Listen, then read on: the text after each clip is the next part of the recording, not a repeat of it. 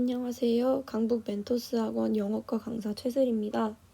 지금부터 해성여고의 2026학년도 1학년 1학기 중간고사 영어 과목의 분석 설명회를 시작하겠습니다.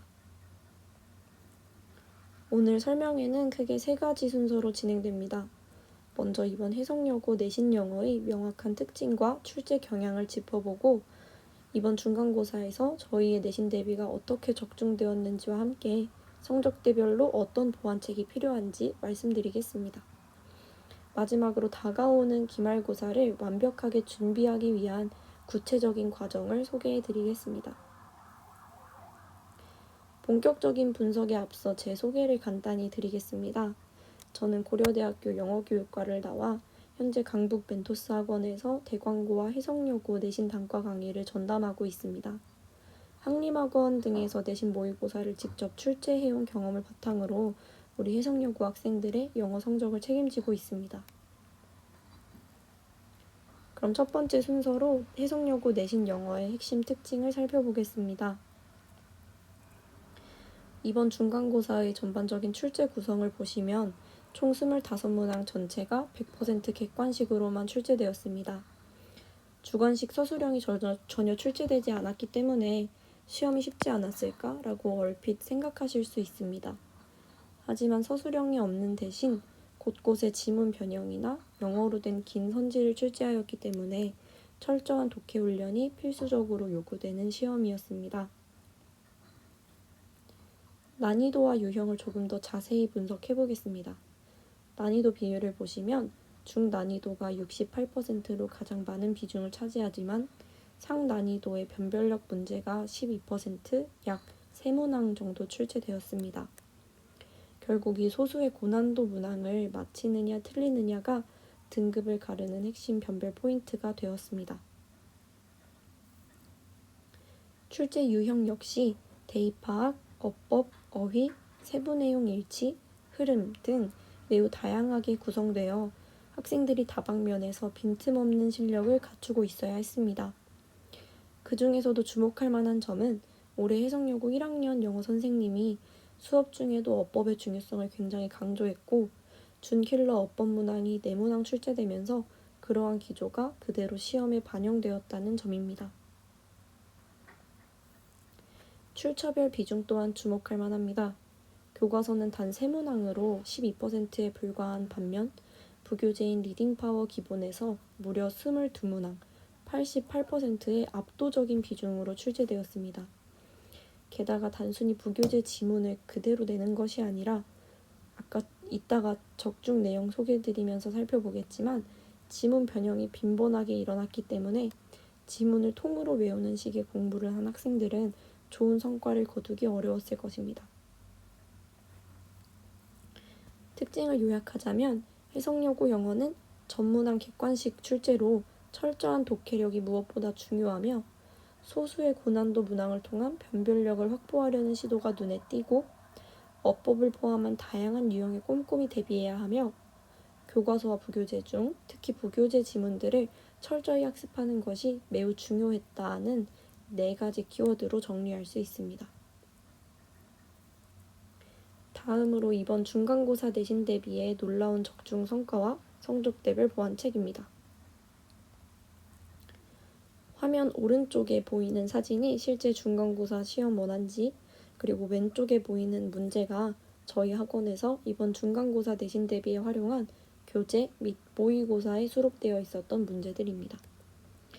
문제 유형부터 정답 논리까지 매우 비슷하게 적중한 핵심 문항들만 몇 가지 소개해드리려고 합니다.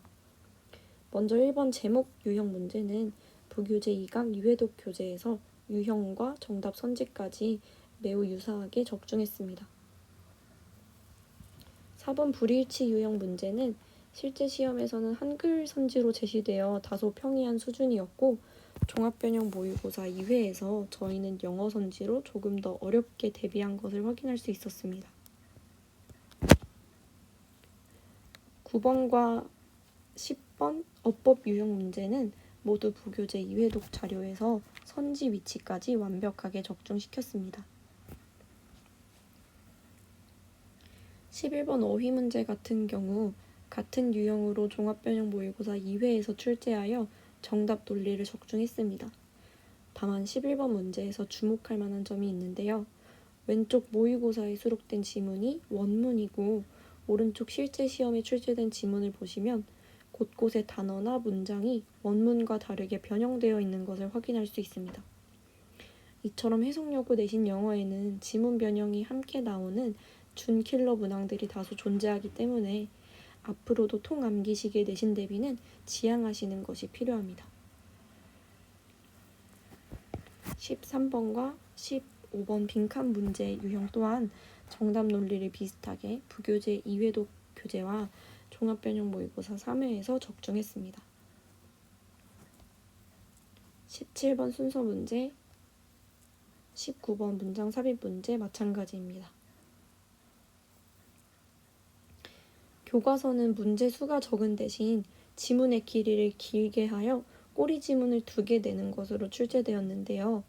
25번 어법 유형 문제의 경우 교과서 3과 1회독 교재에서 비슷한 문항을 다수 수록했던 것을 확인할 수 있었고, 긴 영어 성지가 등장해서 학생들이 당황할 법했던 24번 추론 문제 또한 종합변형 모의고사와 교과서 3과 1회독 교재로 대비하여 우리 학생들이 보다 친숙하게 접근할 수 있었을 것으로 보입니다. 그렇다면 이제 한 달 남짓 남은 기말고사를 위해 우리는 무엇을 보완해야 할까요? 먼저 공통사항으로 5월 7일 목요일부터 빠른 내신 대비를 이미 시작했습니다. 이번 시험에서 중하위권을 기록한 학생들은 어법 어휘 드릴을 통해 기초 개념부터 차근차근 쌓아 올리는 연습이 필요하고, 상위권을 기록한 학생들은 지문 변형에 대비하여 고난도 패러프레이징 문제를 여러 번 풀이하는 훈련이 필요합니다. 그럼 마지막으로 해석여고 맞춤형 기말고사 대비 과정을 말씀드리겠습니다. 해석여고반 정규 수업은 주 1회 목요일 오후 6시부터 10시까지 총 4교시에 걸쳐 진행됩니다. 저희는 완벽한 1등급을 위해 총 4단계의 체계적인 과정을 거치게 됩니다. 스텝 1은 빠른 내신 대비의 시작입니다. 해석여고 출제 경향에 딱 맞춘 자체 제작 맞춤 교재를 통해 시험 범위에 필요한 핵심 어법과 필수 어휘의 기본기를 탄탄하게 다집니다.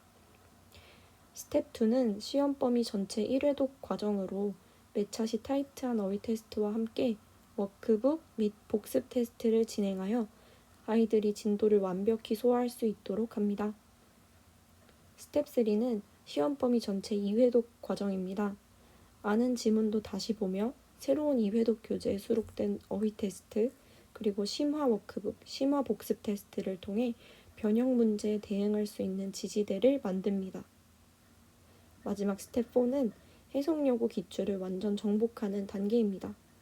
실제 시험과 유사하게 제작한 자체 제작 종합변형 모의고사를 3회 실전처럼 치르고 직전 보강을 통해 마지막 한 문항까지 완벽하게 대비합니다. 주관식이 없다고 방심하는 순간 등급은 떨어집니다. 압도적인 부교재 분석과 철저한 변형 문제 훈련만이 해석여고 영어 내신 승리의 유일한 길입니다. 기말고사에서도 우리 아이들이 최고의 성적을 거둘 수 있도록 가장 완벽하고 확실하게 지도하겠습니다. 경청해 주셔서 감사합니다.